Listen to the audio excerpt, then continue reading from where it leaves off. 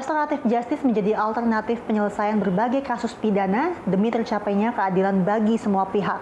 Diinisiasi oleh Kapolri Jenderal Polisi Listio Sigit Prabowo, Restoratif Justice menjadi salah satu program prioritas penyelesaian kasus dengan upaya penyelesaian di luar jalur hukum atau mengedepankan mediasi antara korban dan pelaku. Lalu seberapa efektifkah Restoratif Justice di Indonesia? Restoratif justice adalah penyelesaian tindak pidana dengan melibatkan pelaku, korban, keluarga pelaku, keluarga korban, hingga tokoh masyarakat atau pemangku kepentingan untuk bersama-sama mencari penyelesaian yang adil melalui perdamaian dengan menekankan pemilihan kembali pada keadaan semula. Pengertian restoratif justice atau keadilan restoratif ini termuat dalam pasal 1 huruf 3 Peraturan Polri Nomor 8 Tahun 2021. Perbedaan pengaturan restoratif justice di masing-masing instansi penegak hukum menimbulkan perbedaan persepsi, sehingga sosialisasi dari keadilan restoratif di Indonesia belum optimal. Pakar Hukum Sekolah Tinggi Intelijen Negara, Yenti Garnasi mengatakan, penerapan keadilan restoratif tidak hanya dilakukan di kepolisian, namun di kejaksaan, bahkan kehakiman pun menerapkan keadilan restoratif. Terutama belum tersosialisasi dengan baik, dan harapan saya juga termasuk tim RUU KUHP ya, kan gitu di sana juga tersirat ya bahwa yang begini bisa dimediasikan gitu ya, yang ringan-ringan itu. Saya 21 tahun sebagai anggota tim RUU KUHP yang RUU itu dibahas selama 50 tahun. Saya kebagian 21 tahun sebagai anggota tim ya. Jadi banyak hal. Jadi saya berbicara ini bukan asal berbicara, tetapi berdasarkan proses yang sangat panjang sehingga saya bisa menjawab. Itu adalah belum tersosialisasi dengan baik. Kenapa? Karena peraturannya berbeda-beda. Ada perkap, ada perja, ada perma. Ya kan, beda-beda gitu, tergantung kan. Harusnya ini adalah undang-undang. Nanti mungkin Pak Prabowo masukkan ada undang-undang sehingga nanti ada turunannya langsung kan. Undang-undang aja, undang-undang tentang restoratif justice gitu.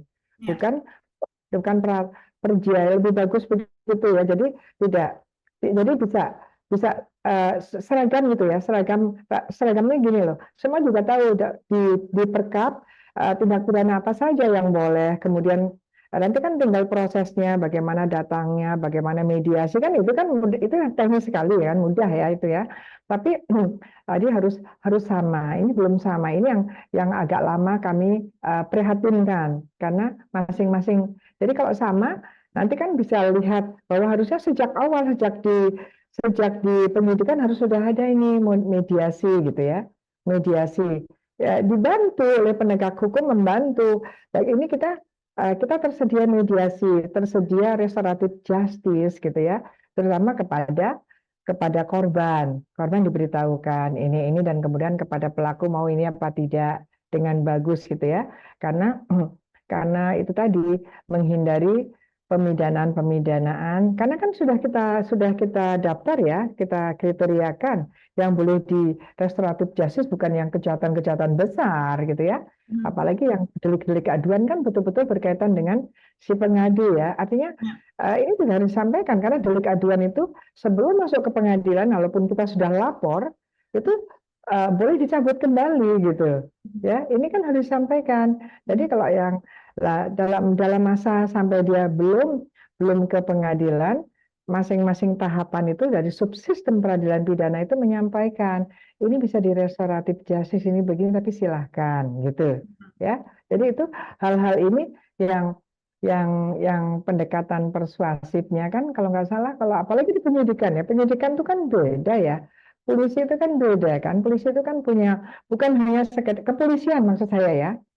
Kalau sekarang ini di bawah Pak Listio Sigit ini, itu kan bukan saja, polisi itu bukan saja penegak hukum saja. Di kepolisian ini kan dia punya sarana bagaimana mengayomi, bagaimana melindungi. Artinya apa? Dia lebih punya skill dibandingkan kejaksaan maupun pengadilan dalam hal menyampaikan hal-hal seperti ini yang berkaitan dengan yang pada akhirnya mengurangi beban negara untuk menanggung Kita kan tidak mudah ya membuat penjara itu tidak mudah, ruang tahanan tidak mudah. Dan ketika negara-negara ada program penambahan anggaran untuk membuat penjara, itu kita hanya menunjukkan kepada dunia bahwa Indonesia itu gagal dalam memberantas kejahatan, ya kan?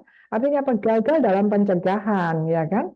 Gagal dalam menerapkan restoratif justice, apalagi kalau yang di penjara itu memang orang-orang yang loser, ya. Itu semakin jelek wajah penegakan hukum kita. Pendekatan restoratif justice dikhawatirkan tidak efektif menyadarkan pelaku tindak pidana, namun mendorong pelaku melakukan pembenaran atas kejahatan yang dilakukan. Untuk mewujudkan keadilan, tidak hanya sekedar fokus pada hukum yang dilanggar, kemudian siapa pelakunya dan sanksi apa yang dijatuhkan.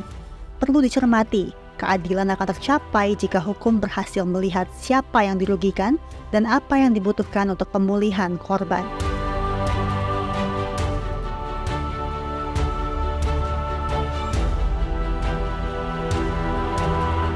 Digampangkan, disepelekan hanya dengan semata-mata udahlah damai, oke ganti rugi berapa selesai gitu. Padahal seharusnya tidak sesederhana itu.